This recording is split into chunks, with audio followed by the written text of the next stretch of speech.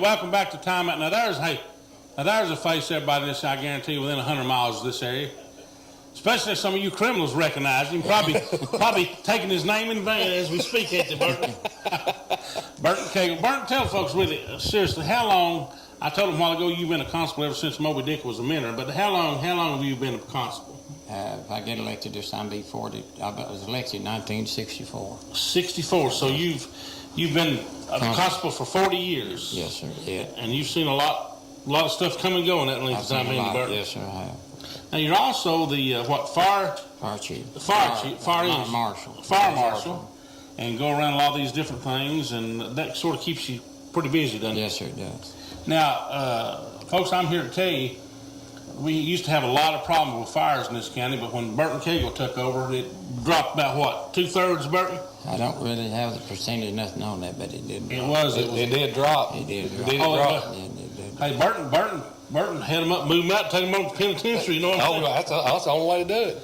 Now, Berton, we talked here before about years ago. And we talked about Kenneth Mines and the Sheriff's Christmas Fund here a while back, and years ago, several people, you included, Pooster Haskew, started this. What year did that really start, Berton? I don't know what year it started, Larry, but it first started when Billy Simpson, Helen Reed, Roland Reed, and John Currit, and a bunch of us started over there. Mary Adams, I saw a picture of Mary Adams. Yeah. But this was probably in the mid-'60s, early 60s. Early 60s, they first started there. We had a bunch of them. Everybody went together, all the churches went together. And it wasn't the Sheriff's Christmas Fund. It started out first as what? It started out as Santa Claus operation. Operation Santa Claus. Operation Santa Claus. And then it evolved into then Pooster Haskew. Everybody got involved. Everybody got involved, and they've all done a wonderful job.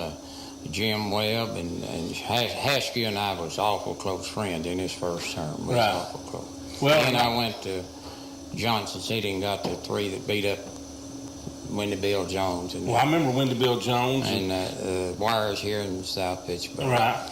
Ernest Haskew and I went up there and got them brought back. Well, Ernest was a good sheriff and a good guy. He's a good sheriff and a good man.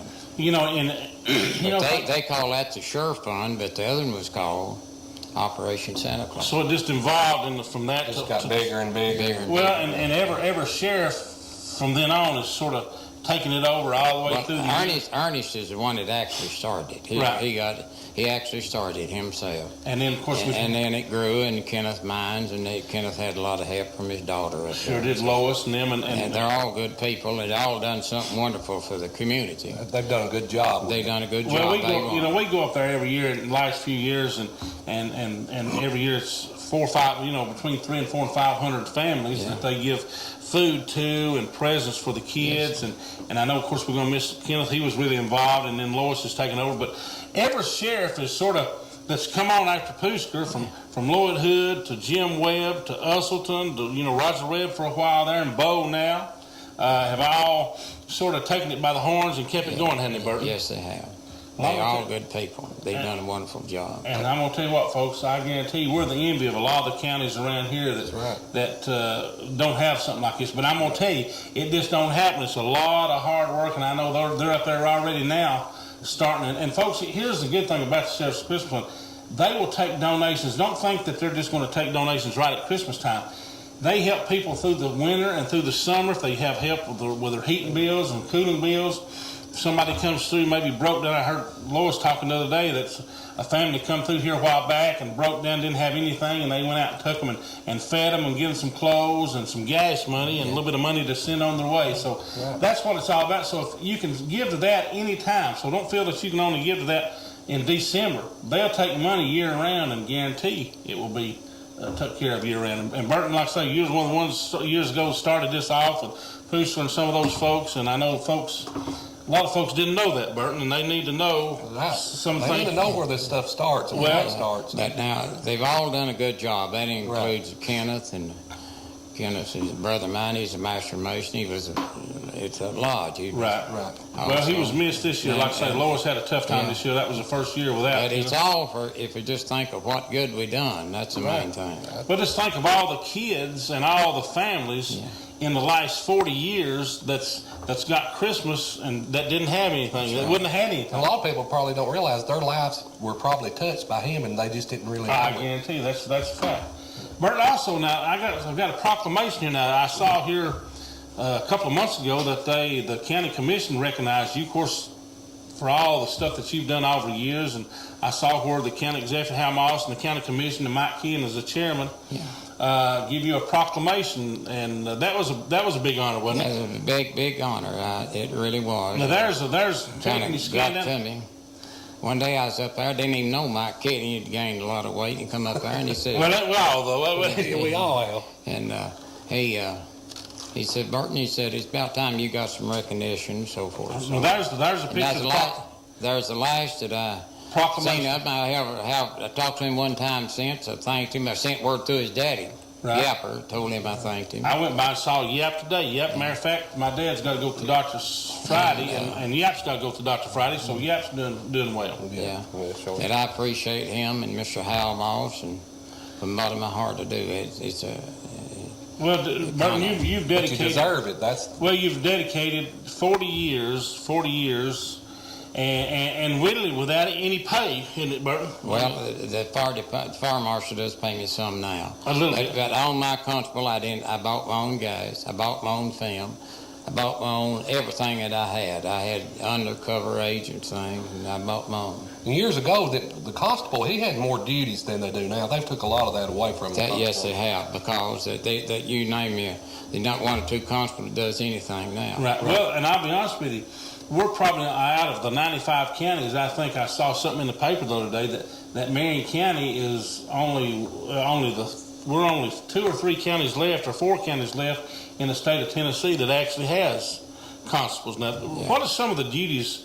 Now, Berton, I know some of the things. Tell some of the folks stuff that you do. I know you do a lot, but some of it you can't tell. But I mean, some of the stuff that you can do. Well, how will I let me tell you that. I've worked with the FBI, the Secret Service. I've worked TBI and all. And a constable can be a watchdog. Right. And so if he uses his head and does it right, well, he can help the sheriff, Mr. Bo Burnett, which I do. So, so forth, so on like But over the years, you've worked with, like you say, the TBI, FBI, of course, not only the Secret Service, and broke a lot of cases that probably wouldn't have got broken. We broke a lot of cases, believe me. I'd like to go into it. You wouldn't have time, but we broke a lot of them, believe me, with the car thieves and all. Which the sheriff, Bo Burnett, they're doing a good job. Most of it nowadays is meth labs and things. Yeah. And I think they're doing a good job on what they're doing. Well, you know, the meth, speaking of the meth labs, it's amazing how that problem is just exploding. You know, I'm telling you, I can remember 5 years ago, I never heard the word meth lab. Me neither. 5 years ago. And now, Marion County, I see, we're in the news. We're probably the meth lab capital of the world.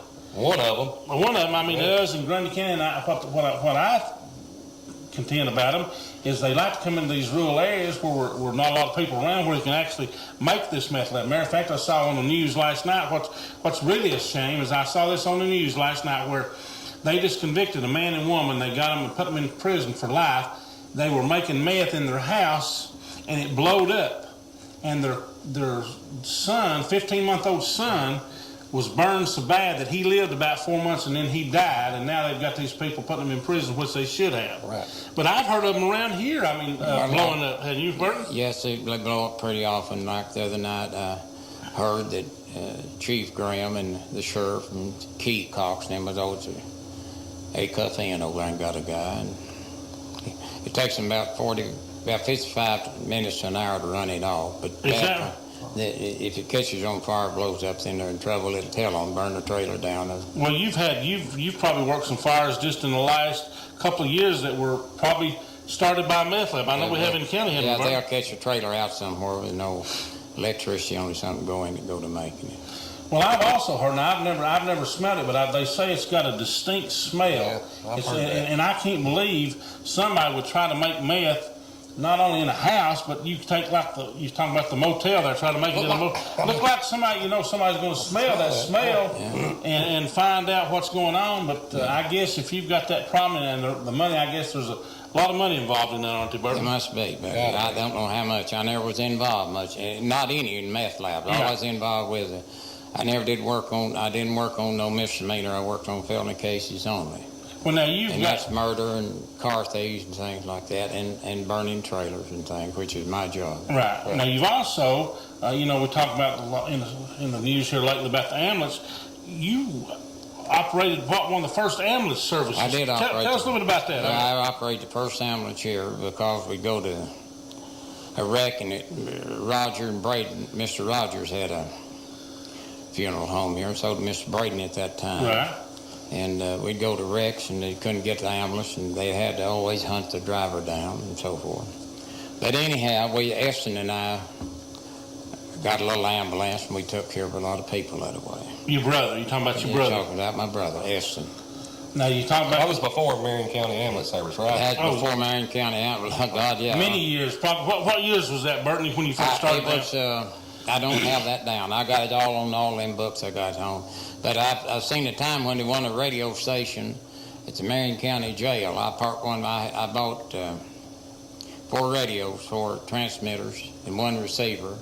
So I'd go to the jail and park one of my vehicles there. Park one of your vehicles one in of the my jail? rippers there. And then my ambulance could talk from the ambulance where the scene happened to it. So the jail actually didn't have a radio? Didn't have a radio. So you actually had the radios. You'd have to park one of your vehicles at the jail. Yes, that's and true. then have your ambulance go out where they could talk back and forth. That's right. And Chuck Littlejohn and I, he was a GM and Motorola dealer. And Chuck Littlejohn and I went over to see Mr. Vance Barker. And he said, well, I can't believe all this. Took him over, showed him the records and ambulance, how they were. And he said, we need some of them.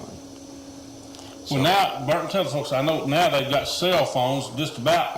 They'll just about give you a cell phone now. Yeah, they'll about give you a cell phone. And the thing about it, if you're sitting in California with that, and push that button, talk to it just as easy as you can. Now, I know you were probably one of the first ones in this county to have a cell phone, or a car phone. I'm going to say a car phone. It wasn't actually a cell phone, it was actually a car phone. That's back when they had the big old, you had to put all that stuff in the trunk. Now, what did a system like that cost, Berton, back when you first started? God, I don't remember that. I remember you telling me a story that your first cost $900. Yeah, I was first never got one of them. And so I tried to get them to come out and show me how to work all that and everything. Right. So I carried those to Sheriff Jim Webb, and I gave him those 3 cell phones I had. And they learned, and they got learning from that, and I went back over there and got me a cell phone. Yeah, well, the first car phones, I remember years ago you was talking about, I saw a picture here, one of your pictures, that you had a car phone, but it had a huge, about like a big speaker looking thing in the trunk of your car. You had to have that in the trunk of your car. Yeah. Was that the power supply? Was that? Yeah, that's power. It took a lot to run the batteries. If you had a car phone, you didn't have no place in the back to put any spare in it because it took up such a room in the back. It's come a long way, hasn't it, And then you remember seeing the picture where that had that on my desk there in the office, RD gas office, where it was sold Packard and Studebaker. Right. Well, when we first moved down here in '69, I remember when we first came down here as a kid, you had the big garage there on the square in Jasper. Now, how long did you operate that? 30 years. How many? 30 years. Now, folks, remember right there where you see the courthouse annex now, all that area that's the courthouse annex now used to be a huge garage. And I remember going down there and sitting around and had that old fireplace in there. Burnt a lot of them old guys. This kids sat around and listened to you guys shoot the bull, and we just in awe. You know what I'm saying?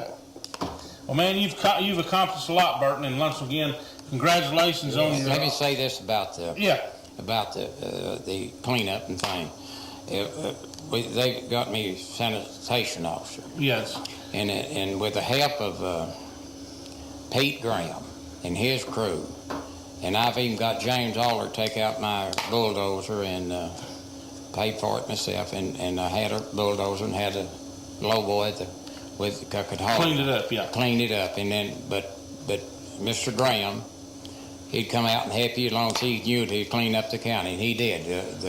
All this goes back to teamwork. It wasn't me. It was not me. It was the teamwork. Well, you'd go out and check it, and then he would help with the county crew, help come up, clean up some of these. Of course, there was a ton back then, a ton of these dump sites. I've got 4 bucks yard left on. Oh, I've seen a lot of them, though. You wouldn't believe what's on it.